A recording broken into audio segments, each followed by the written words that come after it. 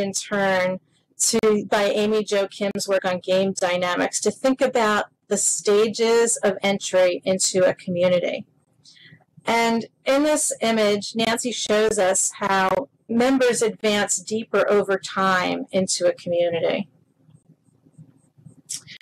Part of the induction process is understanding the norms and structures of the community and becoming more acclimated.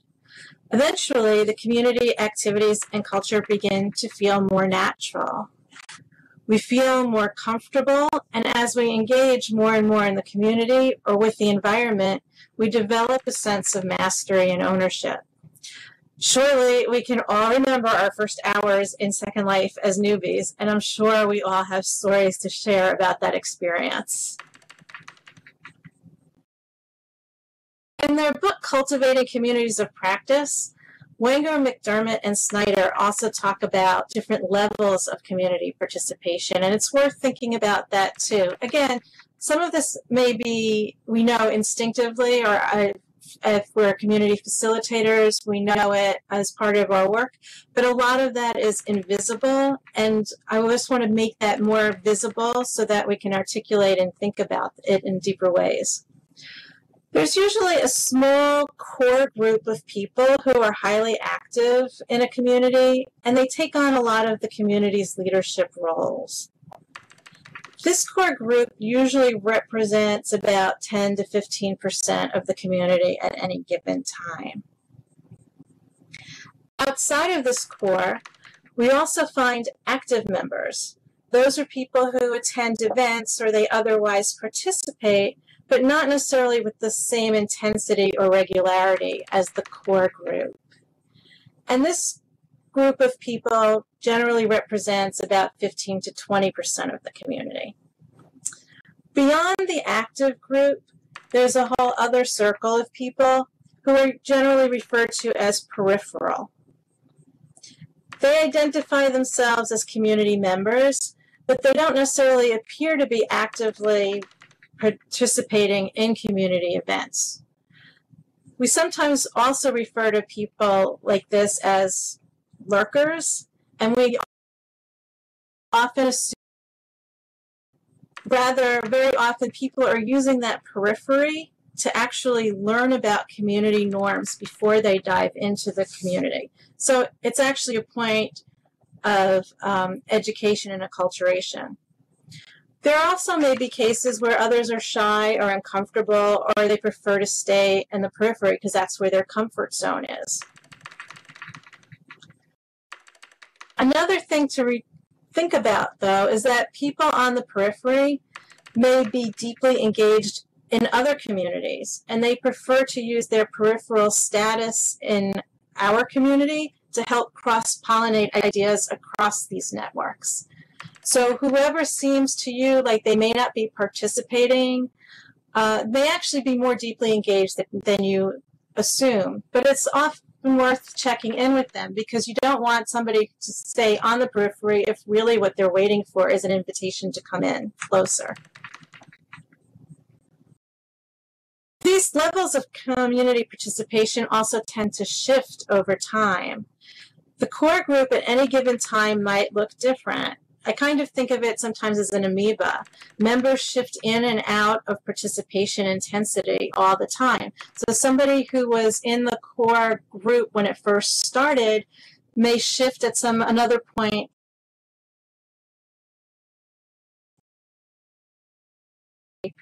eventually become active, might even go deeper and become part of that core group, and then eventually move out of it. And there's a constant flow. A friend of mine, LaDonna Coy, she noted that when we enter into new communities, whether they're in real life or virtual, we socialize and we find our way through them in a way that's analogous to moving into a new neighborhood. And every interaction in that neighborhood or community is an opportunity to be welcomed, appreciated, and valued for the gifts that we bring.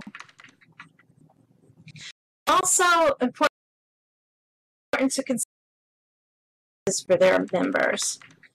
Nava Frank, who works with communities of practice, suggests that when people feel safe, they expand and communities grow. And when they don't feel safe, people contract.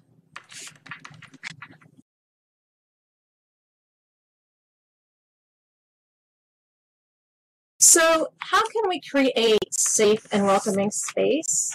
Well, there's a number of facilitation strategies that are available to us.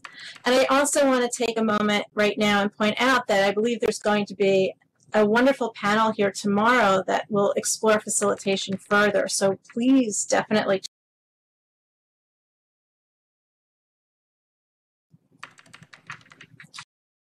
Also, again, like to invite you to add your ideas and resources in the Google Doc, and I will repost the URL here if you want to take advantage of that. So here are some typical ways that new members and communities get to know each other. Announcements. It can be as simple as sending out an announcement that introduces a new member or maybe profile or feature particular individuals periodically. Another method is back channeling. That is working behind the scenes to know our different members. We also know who has similar interests.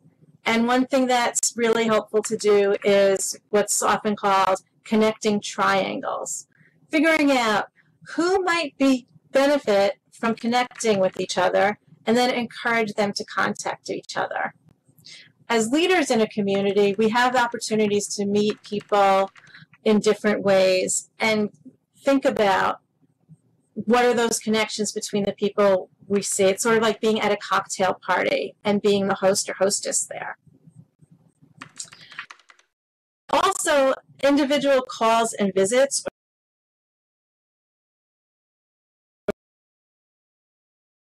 to answer their questions and again help them make connections among new and more veteran members.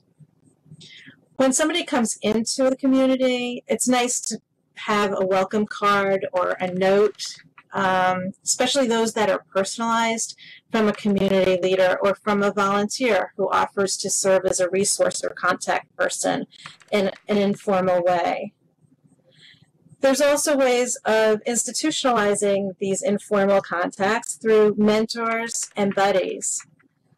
Veteran members can volunteer to mentor or buddy up with newer members, and that can facilitate entry into the community.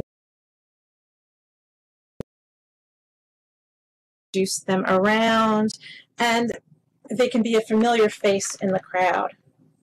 We all know what it's like to walk into a room and not know anybody and see from across the room there's somebody we recognize, and that really makes a difference.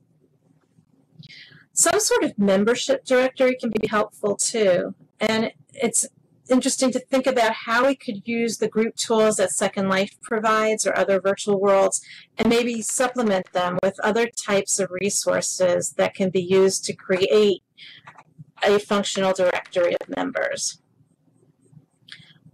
Another thing that's helpful are codes of conduct.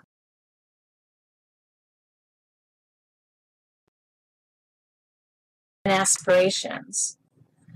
I found an example of a code of conduct that the Second Ability mentors created, and I have a link to that I can put in the chat. And a second.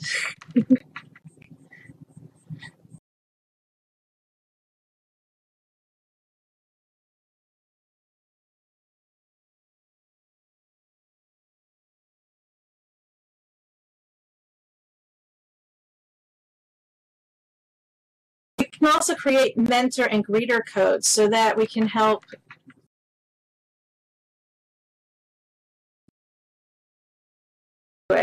So another example would be the Second Life DAO of volunteers, which is also referenced by the Second Ability Mentors Code. And you can find that here.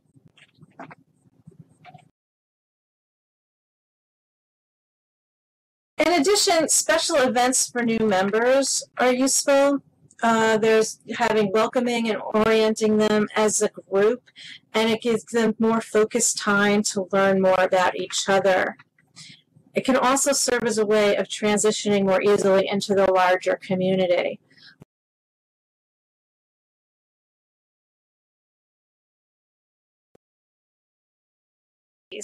So that they had their safe space where they could get better oriented to Second Life and ask questions without feeling like they should already know everything, and just get a sense of camaraderie because they were all in it together.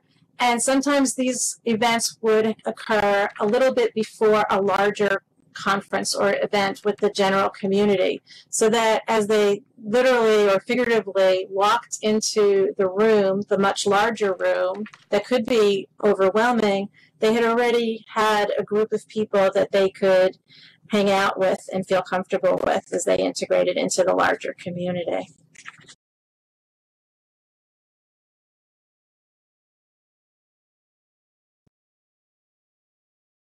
Are there any, I just want to take a moment here and ask if there's any strategies that you found particularly useful.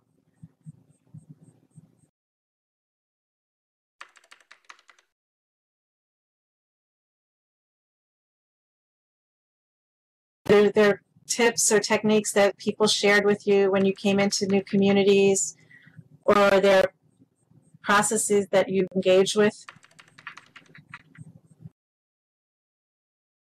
Very nice. Individually greeting every new member. Personal contact, Gentle says, is important, and I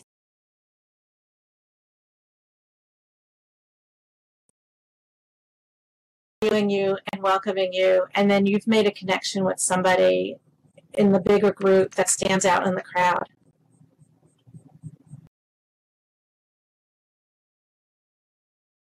Great. I also just want to throw this idea out about the permeable borders of our communities, or what I like to refer to as out-of-world experiences.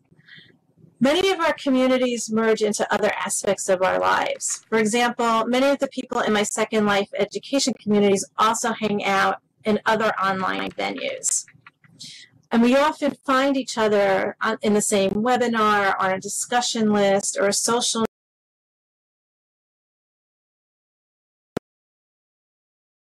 much our networks and communities can overlap outside of the space of the community we might have originally connected in.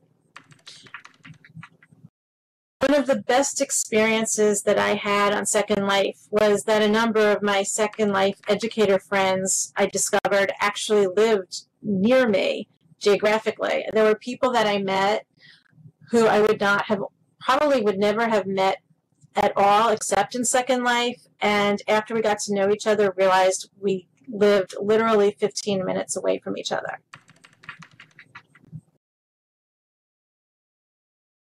And we've been able to also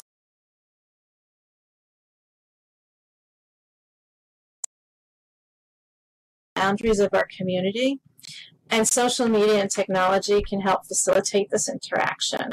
So we might be following each other on Twitter or reading each other's blogs and commenting on them, or Skyping with each other, or taking webinars together. So it's something to consider how also in our face-to-face communities, we live in these overlapping, interconnected networks and communities.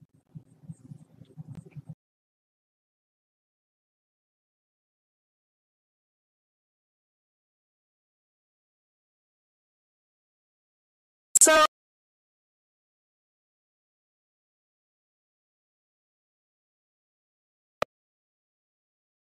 communities.